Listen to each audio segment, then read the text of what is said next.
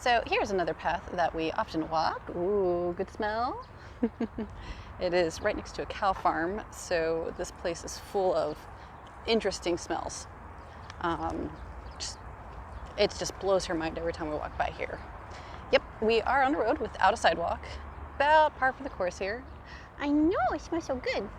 Um, so, yeah, there's always one eye over the shoulder. One of the skills we really worked hard on teaching Eevee was to go to the side. Don't smell those, come on. Go to the side of the road and wait there, especially when cars are coming by. So we don't want her to be scared of cars and freak out and run away, but we just want her to have a very, very healthy respect for cars. So she pretty much sticks to the edge on roads like these, and it works out pretty well. You can see we have some lovely flowers on the entrance to the farm here. It's a dairy farm. It is downwind of us, so we do not have to smell so much of the cows. Just every once in a while when you walk by, you'll get a whiff or two, but it's not that bad. So a little hot today, almost 30 degrees, get into those high 70s there. And you know, sweat start happening, get the sunscreen going. I think we should get some rain here pretty soon as we have a system moving through, so that should cut the heat for a little bit and cut some of the dust as well. So as you can see, fields are being flooded, so we should get rice planting sooner than later, and that's always quite pretty when the rice fields come up. These fields are still dry, but I actually, last year when these had tall rice, really enjoyed watching a lot of the various wildlife come out here. So wonderful bird sightings and actually Korean water deer, which are super pretty. And then you might hear the bubbling brook, active irrigation system ongoing as we speak.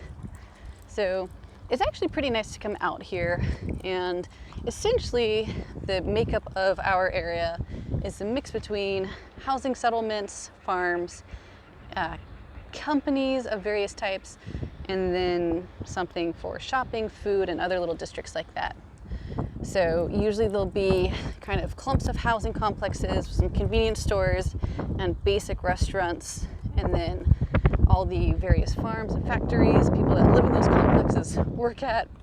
And then if you go to a slightly larger area, you'll get some more variety of stores, restaurants, and other such things such as parks, schools, and all of that. So right here in our immediate neighborhood, we have farms of the both plant and I think milk type.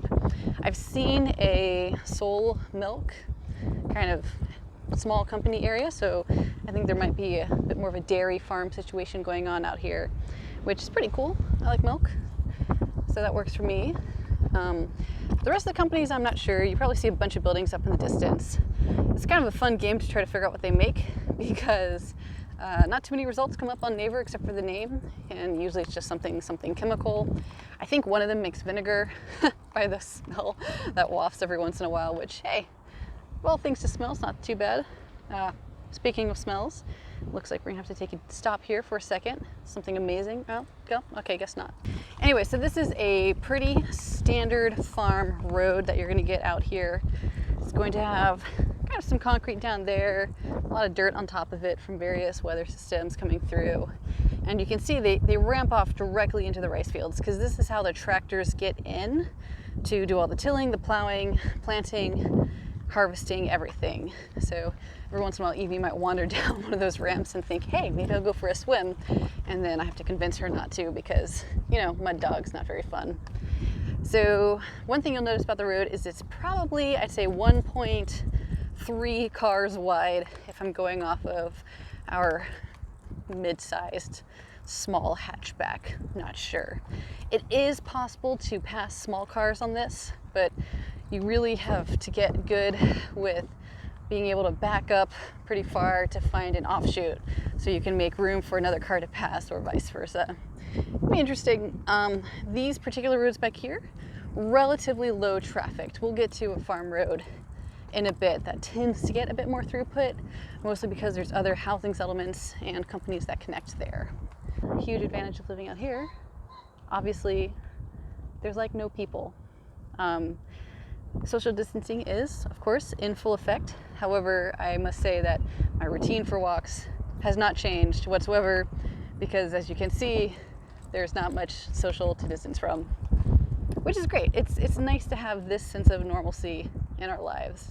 Oh, right here up ahead. So yeah, on a lot of farm roads, they'll have just your standard like little pockets of places where you can kind of pull over, let someone else pass, and it's all fine. Eevee, let's go.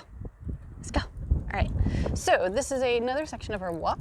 Up over here is the little mountain we like to go hiking on. It's pretty cute. It has a couple Buddhist temples near the trailheads, so we like to visit there. It was Buddha's birthday yesterday at the time of filming, and we actually avoided it for good social distancing practices. However, we did get to go the other weekend, and so we do have some nice footage of that. Get a little bit of Eevee rock climbing action. Yeah, girl. And it's great. Some trails are not dog friendly. A lot of the ones that we tend to go to are either smaller mountains or ones that aren't part of wildlife or nature preserves, since that's a pretty good rule of thumb I've realized so far in figuring out what is dog friendly, what is not. Oftentimes at the actual trailheads you can see signs that will tell you if it's dog friendly. Well, not too much more I think for today. We'll just enjoy some of the scenery. We've got some lovely birds out here in the fields, the bubbling of the irrigation brooks, and yeah, I hope everyone is staying healthy and just, taking it easy and not worrying too much. Hopefully we'll see you again soon, and yeah, have a good one.